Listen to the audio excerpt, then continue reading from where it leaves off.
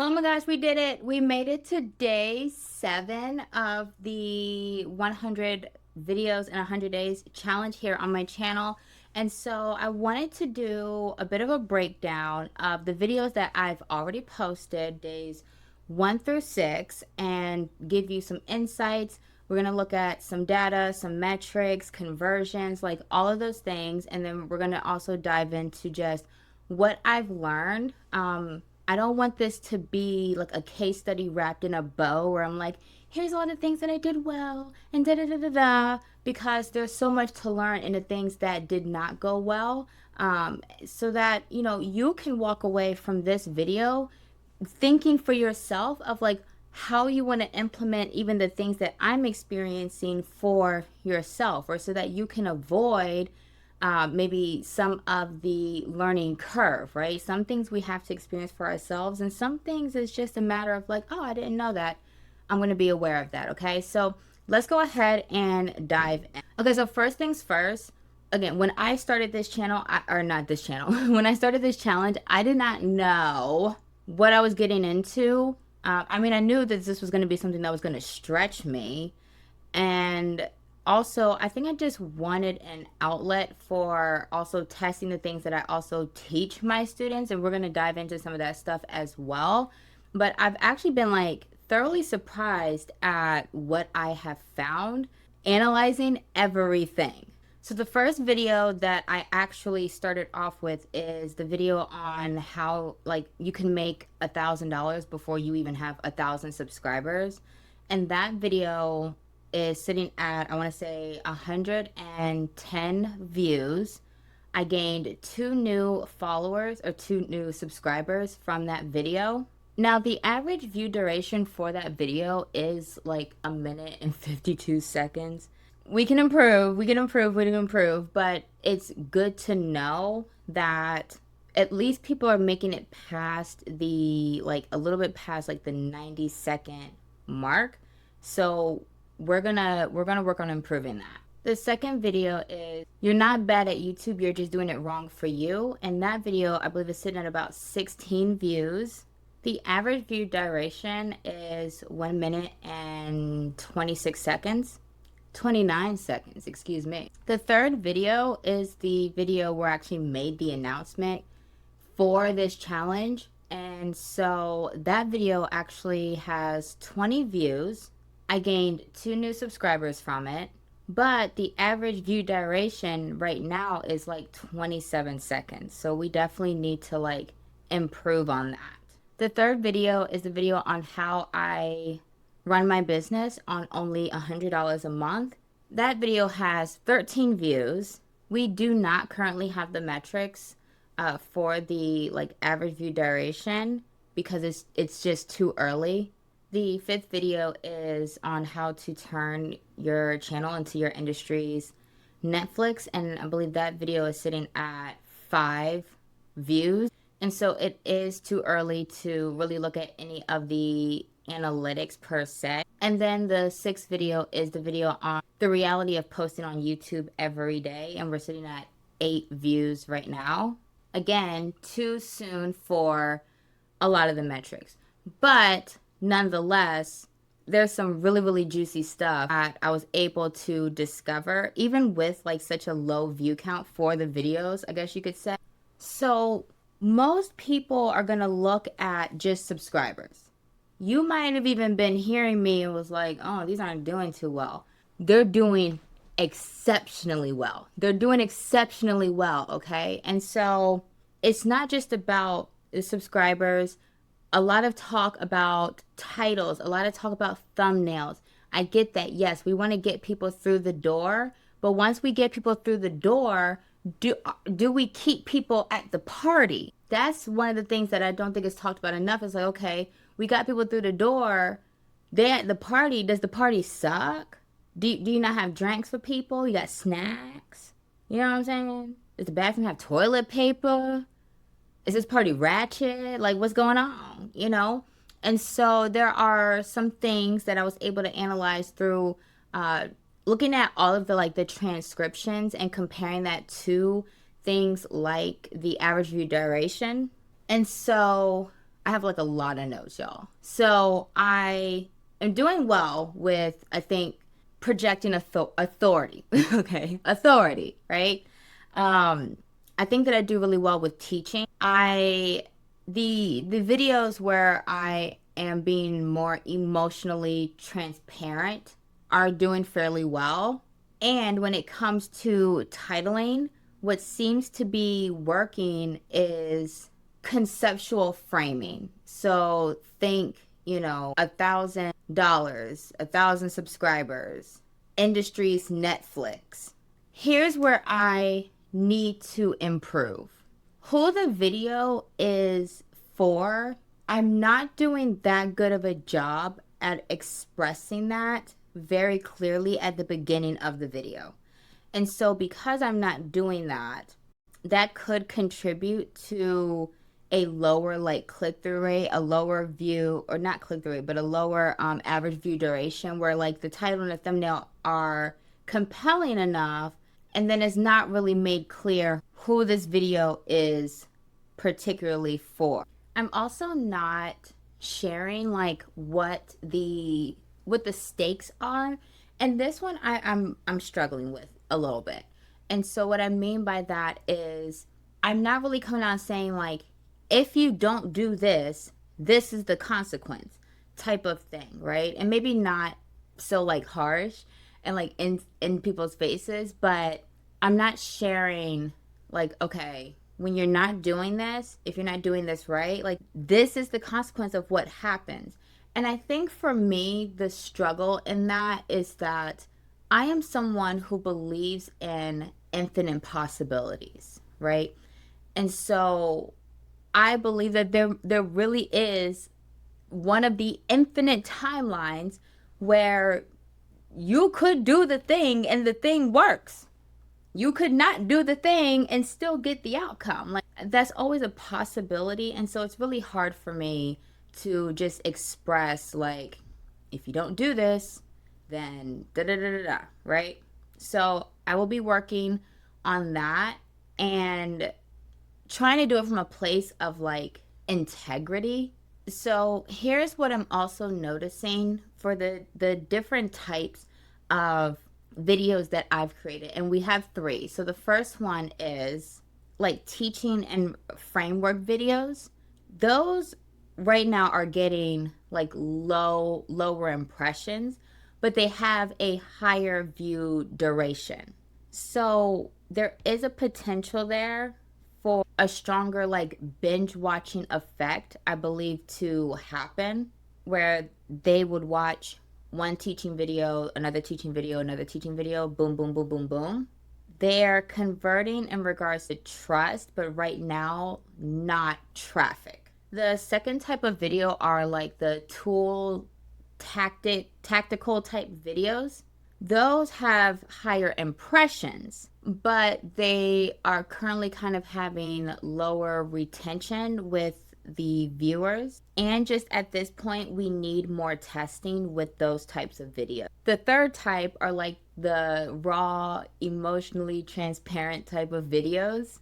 We're getting a small reach with those as of right now, but we're also getting a disproportionately higher average view duration in comparison to the impressions that these videos are getting. So that's really solid too. And those types of videos, I believe, are just creating like more loyalty with the viewers that I have. The good thing in all of this is that YouTube is testing my content. Okay. There is a little bit of a hiccup that I was unaware of until now, and that is A/B testing. So some of the videos I was testing the titles, and then others the thumbnails, and then others I wasn't testing like anything. With the first video, the video on getting $1,000 before 1,000 subscribers, I A/B tested the thumbnail for that, and it's interesting because the one thumbnail that I thought, I was like, oh, this is pretty, like that one is converting at like 26%, and so the other one is converting at like 74%. So even after this video, after I wrap this up, like I'm ending the test because I don't want to lose traffic and potential viewership for people being shown the thumbnail that is converting way, way less. What I also have learned is that when we're doing all of these tests, like we need to be aware of the different variables that are being tested and how YouTube is testing them. It would be best for me and my channel to actually not A/B test, which I know is like wild to even say out loud, because a lot of the other coaches and consultants and stuff in the industry would say, A/B test, figure out what works. But the thing is when we're A/B testing, it is kind of making it a bit harder for YouTube to then just run the test of figuring out who our content is for.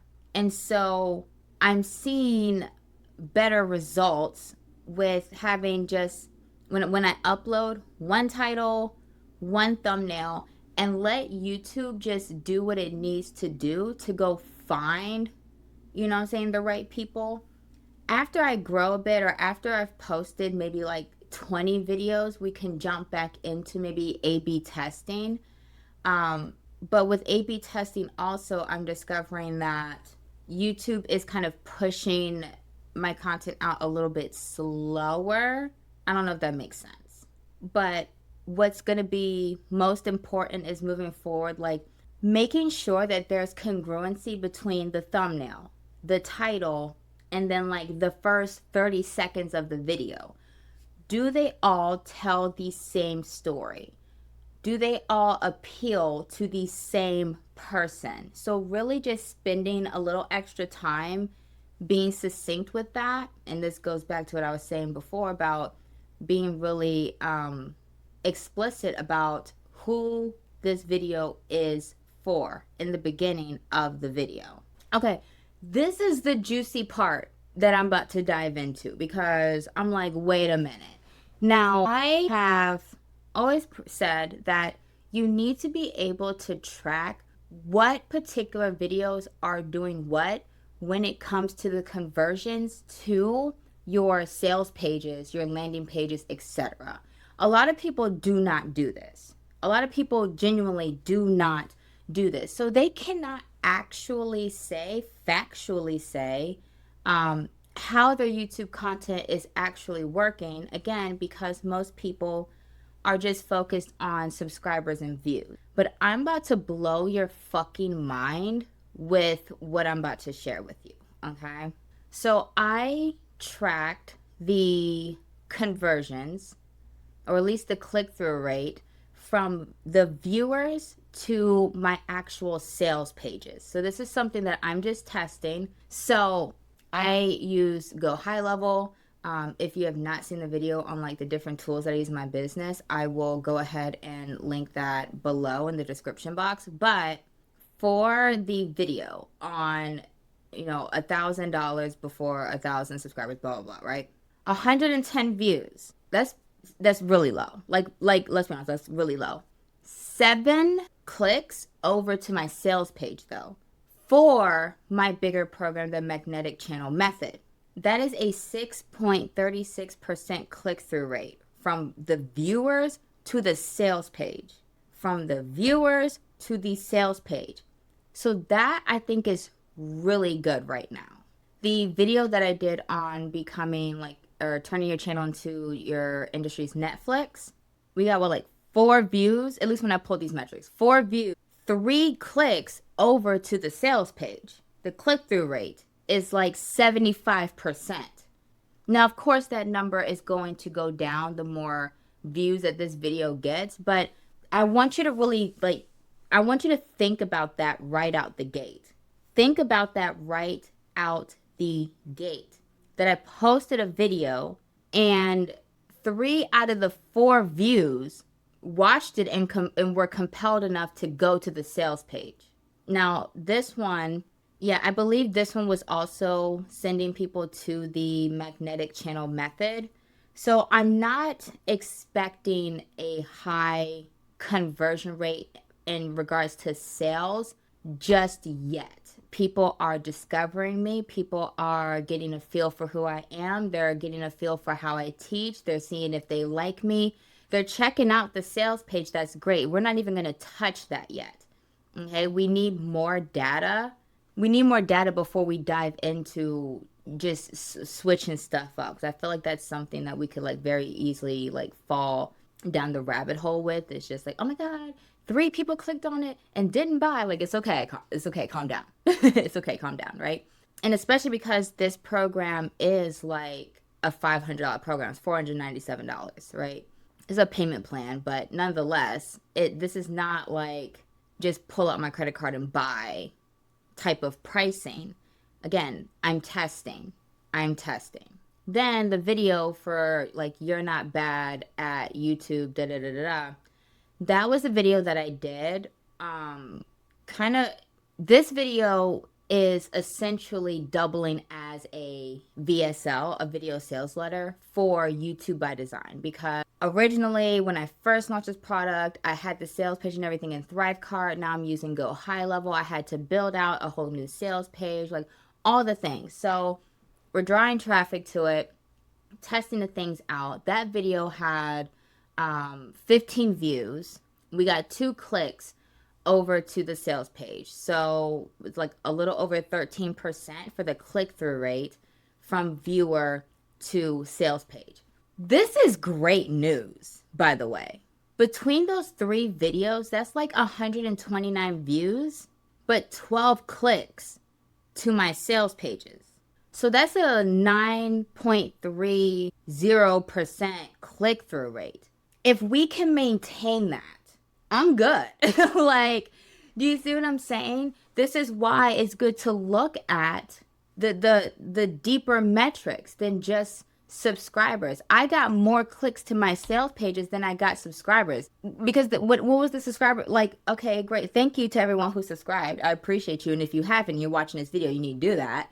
But I'm just saying that this is what it looks like when you're operating more as a business owner and not just as a creator, because this channel is for my business. And so when I think about these 6 seeds that have been planted, because that's what they are, they're seeds, they've been planted. And in such a short amount of time, I mean, some of these videos, again, we only posted yesterday, the day before that. So we barely have like any real metrics for it yet. But to know that in less than a week with just 129 views, we've already gotten 12 clicks to the sales pages. Some of these people might just need to watch more of my videos, right? Some of these people might need to jump into my free community or like whatever, right? Like, but these numbers they're going to compound. They're going to compound, right? And again, we're very early in this challenge. We still have like 93 days to go. We have 93 days to go. So imagine what this is going to look like for me in 100 days. Like, I'm just like, oh my gosh, like I'm excited. Like I'm drooling over this. Like, this is exciting news for me. Like, okay, listen, boom. I'm showing you right here, like, this is what I mean when I keep saying that, like, small channels can convert. Small channels can still make the monies. And so there are a few things that, yes, I will be tweaking for future videos. But even without the tweaks, people are still interested. They're still curious, and they're still willing to move from the video to the sales page.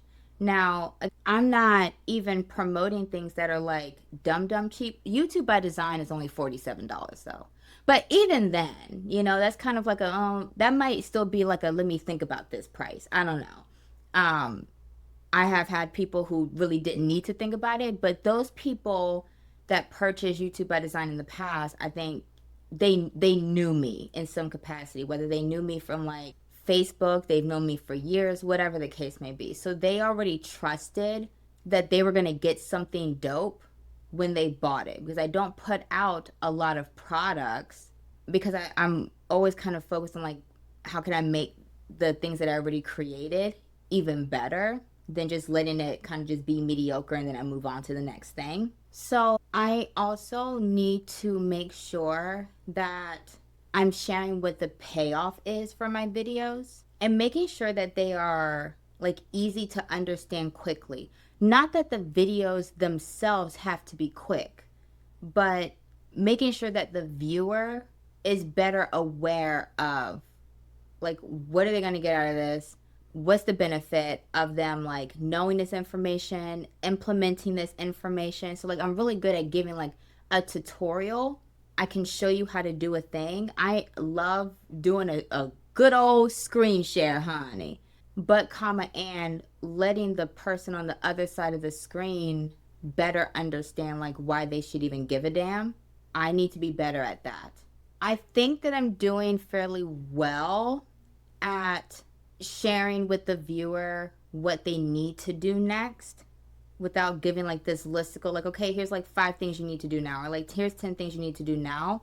And so there's kind of 2 call to actions at the end. And so I'm gonna be testing this. I'm gonna be testing this more because the idea is to create a binge watching effect here.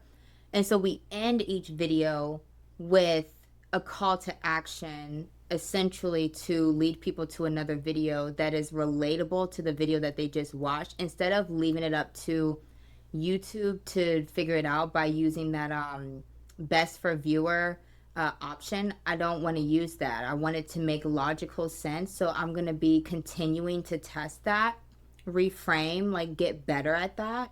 But also, again, I've been testing these call to actions to my bigger program. And so we're just going to see how that goes. The other thing is for my community. Now, here's the thing that's like, I've got to figure some shit out, but we've been testing. And so I have no clue what the metrics are for people who might be going to check out my free community. And I don't like that. I do not like that.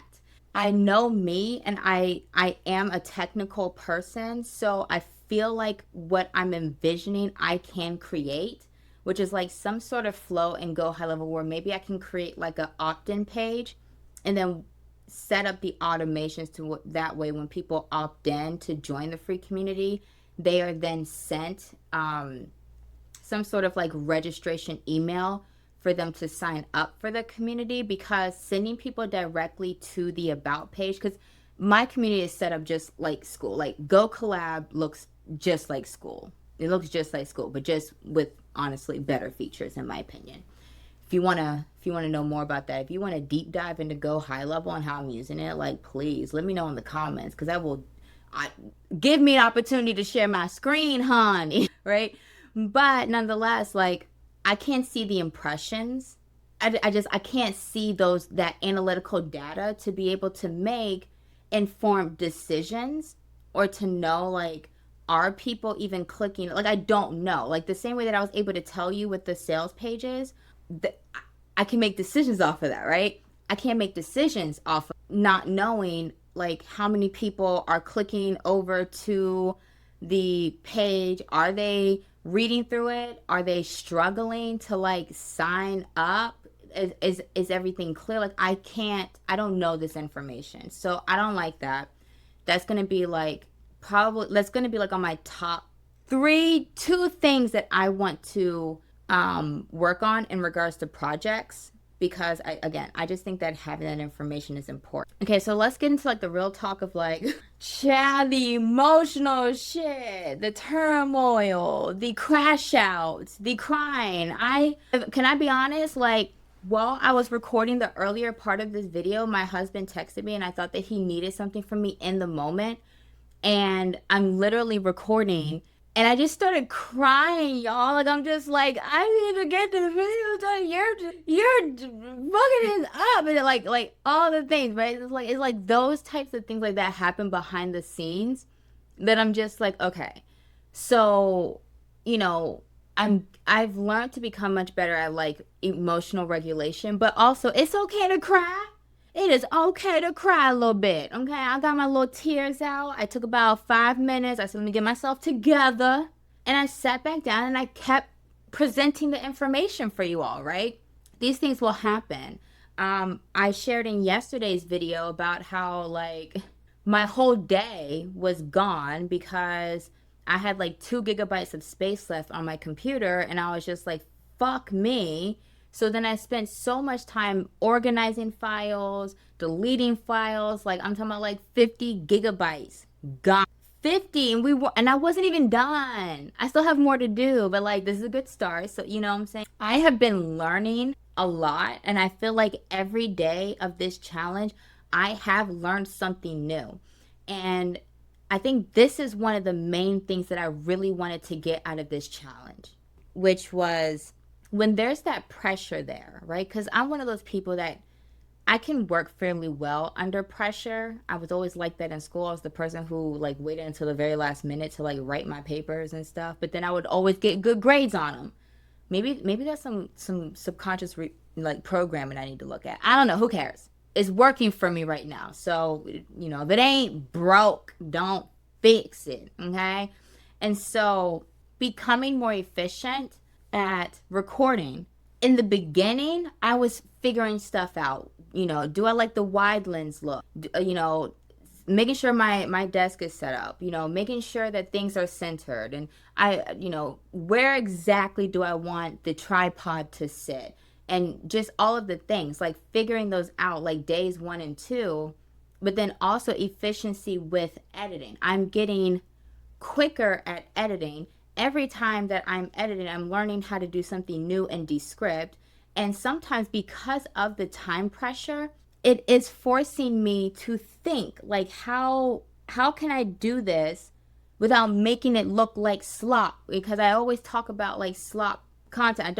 We're not doing slop content. We're going to do this challenge, but we're not going to make it slop. And so what I discovered, it wasn't yesterday, it was the day before that, was, oh my gosh, like I can use Gamma to actually help me create the like graphics for my videos. I was always using Gamma to create the presentations for my programs. Now I know, oh my goodness, I can take what it is that I want on the screen, I can pop it into Gamma, and like that, boom, is going to make, you know, a beautiful graphic for me. And I can pop that in so it can still look visually appealing, it can look pretty, you know, all the things.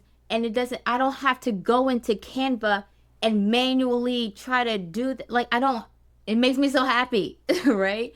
And so again, I'm becoming more efficient. I was having also like the battle between perfectionism and wisdom, which, child, don't get me started. Well, no, we are going to get started. We're talking about it now. My perfectionism and wanting to show up a certain way, wanting things to sound a certain way, policing myself kind of, and like just the wisdom that I hold that just needs to be expressed, right? And so allowing myself, like even now, like I'm recording this video and I've got an outline, sure, but like I did not script it. I was just like, I don't want to script it. Also, this is better for my gene keys. And listen, if you want me to make a video about like using your gene keys within your business in your life, like please let me know in the comments. Or if you're like, what the fuck is gene keys? Let me know in the comments, because I'll make a video about it. Okay, because this is some good shit. And something else was noticing my triggers. So I shared yesterday about like the mastermind that I was in, and like the women making comments about like how I use my hands and my nails and like this and that, and like, oh, they can't concentrate on what I'm saying in my video because I'm wearing a hoodie. So I purposefully am wearing the biggest fucking sweatshirt that I have. The biggest fucking sweatshirt, okay? If you can't get past this, you don't deserve to consume my content. You don't deserve to be in my world. You don't deserve to work with me. Like I don't play them type of games. I do not play them type of games. But at the same time, I needed that trigger to come up. I needed it because I didn't know how it was causing me to suppress myself. And it's like once I was able to identify it, which was literally yesterday. So in 24 hours, I went from, oh my gosh, and I never done, to today, I'm like, fuck you, if that's how you feel. Genuinely. Genuinely. Doesn't mean that, I will always make videos in my sweatshirts. I really do like, putting on little makeups and looking cute, but nonetheless, this is where we're at. So let me know how you like this breakdown. Do you want more? Actually, you know what? I was thinking about this because I was like, this is so juicy. And there's probably a lot more that I could have shared, but, listen. I'm going to give you what I can give you, okay? And what I feel like giving. I think that this would be a really, really, really dope type of session to have with like a group of people, that I'm actually walking you through, like, here's how you're going to do this, and we're going to look at these metrics, because again, I have seen so many people just quit because they think that things are not working because they're looking at their views, they are looking at their subscribers, and they would never know that they have X amount of people going to their landing page. They would never know they have X amount of people checking out their sales pages. They would just have no clue because they don't set up what needs to be set up, and they don't take the time to look at the data metrics, which I understand, because you don't know what you don't know. I'm here to tell you the things that you don't know. Now, what you decide to do with that information is up to you, my bookie boo. But nonetheless, I think that I want to actually start having these analytical reviewing sessions for my students in the magnetic channel method. If you have not gotten the magnetic channel method, go do that. Like, go do that, because it's going to teach you how you can start creating videos that are just so dope that they magnetize your ideal clients to you, which I kind of just showed you. Like, again, with only 129 views, we already had, 12 clicks over to my sales pages. And like, I want you to think about, you posting on Facebook, or how many views those are getting, and like nobody's clicking on your stuff, or like you're going live on Facebook and then like nobody's engaged, nobody's watching, nobody's clicking over. Like, listen, this stuff was, I actually just found out from one of my old students last night. This is so exciting that, like, I believe she said like within, by the time she got to 1,000 subscribers, she had already made like $800,000. And I'm like, but also I'm not surprised, because like the evidence keeps popping. Like, people just keep popping up to share. Like, these, my students that I had, where we started their channels at 0, and it's just like, okay, well, now this person's made $5 million, and now this person made fucking $800,000 by the time they got to 1,000 subscribers. That this client fucking made $5,000, with 27 subscribers in 5 videos. Like, my students are amazing. My students are amazing. They are amazing. But also, just to share, like, they are not, so they're not big people in the industry. They're not.